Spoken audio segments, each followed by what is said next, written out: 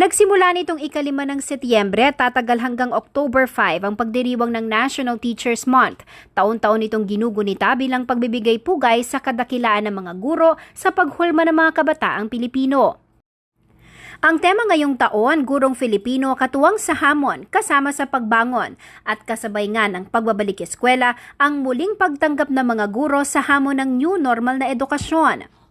Si Elizabeth Rivera halos 4 na dekada nang nagtuturo, kaya naman malaking adjustment daw ang sitwasyon ngayong pandemya sa kanya. Sa loob kasi ng halos 40 taon, paaralan ang nagsilbing pangalawang tahanan niya kasama ang kanyang mga estudyante na kanya nang itinuturing na mga anak. Sa face-to-face, kami ang nagtuturo sa kanila. So, nakikita nila paano ko i-explain yung lesson sa blackboard. Ngayon, pag mayroon silang hindi naiintindihan, nag-text lang sila sa amin, yung mga modular, yung mga online naman, pag nagtuturo kami, doon nila tinatanong. Ang mahirap talaga yung mga modular kasi hindi namin sila natututukan talaga.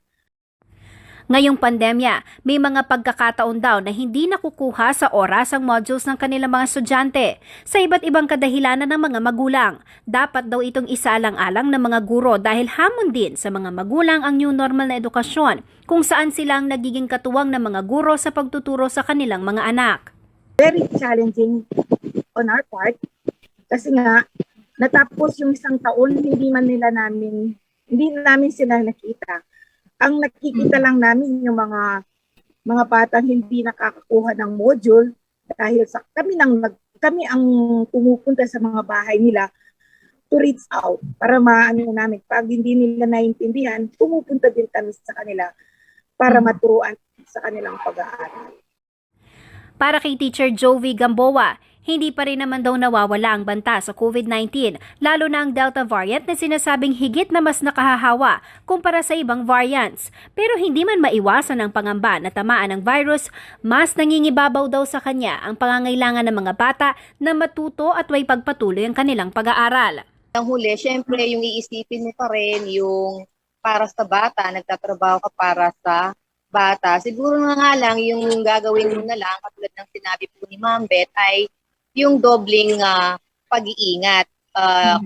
Pero dito po kasi sa namin, sa location po namin, nag-follow naman po ng mga safety protocols. Yun po talaga yung order, kailangan mong sumunod.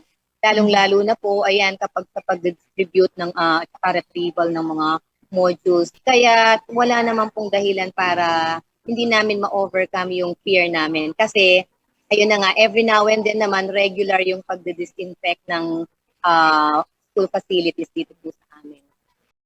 Kung ikukumpara nitong unang taon ang implementasyon ng New Normal Education, mas alam na raw ng mga guro ang kanilang gagawin para sa taong ito, kasama na riyan ang pag-iingat sa COVID-19. Ano namin yung ano ang dapat namin gawin.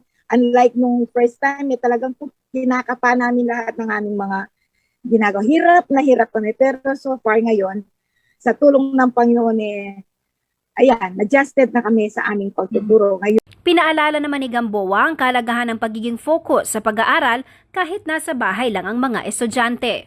Kailangang umattend sa mga klase kung pinili mo ay online class, no? And then naman kung modular ka, syempre, regular ka rin, no? Magsasagot ng mga modules mo para nang sa gayon ay matapos mo ang mga ito sa panahon ng retrieval, no? So, may mga schedule naman po sila. At sa muling pagbubukas ng school year 2021-2022, kailangan din muli ang suporta ng mga magulang. Huwag daw mag-atubiling makipag-ugnayan sa mga guro ng mga bata dahil handa silang umagapay para matuto ang kanilang mga estudyante.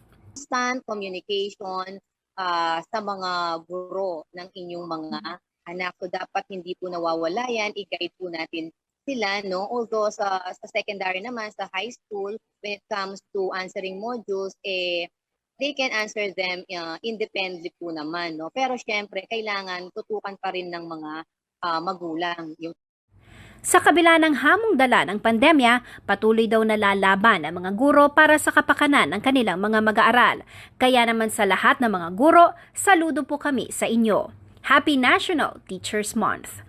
Jennifer Salenga, CLTV News.